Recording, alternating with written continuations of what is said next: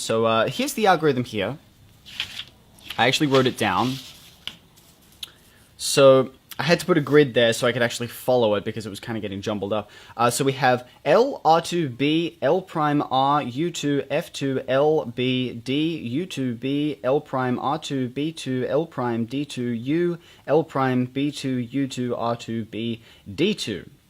Long algorithm, 25 steps long, but this algorithm, if applied to any scrambled cube on any axis or any orientation, it will turn the cube back into its solved state.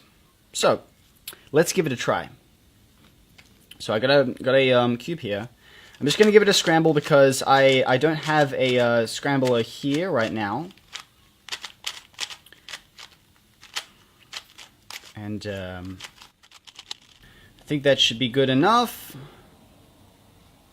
Alright, so let's just give this a try and see where it ends up. Okay, so let's try the algorithm. So let's do L, R2, B, L prime, R, U2, F2, L, B, D, U2, B, L prime, R2, B2, L prime, D2, U, L prime, B2, U2, R2, B, D2. And there you have it, back into its solved state, which I think is rather interesting. I've been messing around with this all night, and I was pretty surprised to see that it actually works. That's actually a very rare case where you get right to the end of the algorithm. Usually it will pass through its solved state at any given point on this algorithm, so you could probably get like 9 or 10 steps in.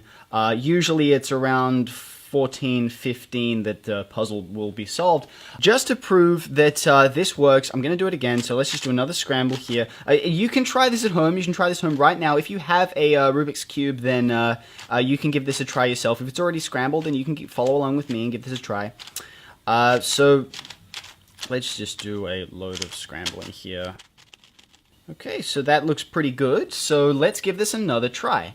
So L, R2, B, L prime, R, U2, F2, L, B, D, U2, B, L prime, R2.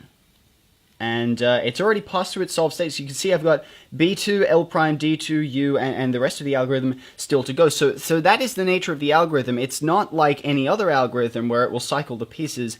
The cube will pass through its solved state along this algorithm. Now this, they have some statistics with them. I haven't been able to find them, but basically if you get to the end of the algorithm and the puzzle hasn't been solved, then all you have to do is go full circle and just continue with the algorithm from L all the way through.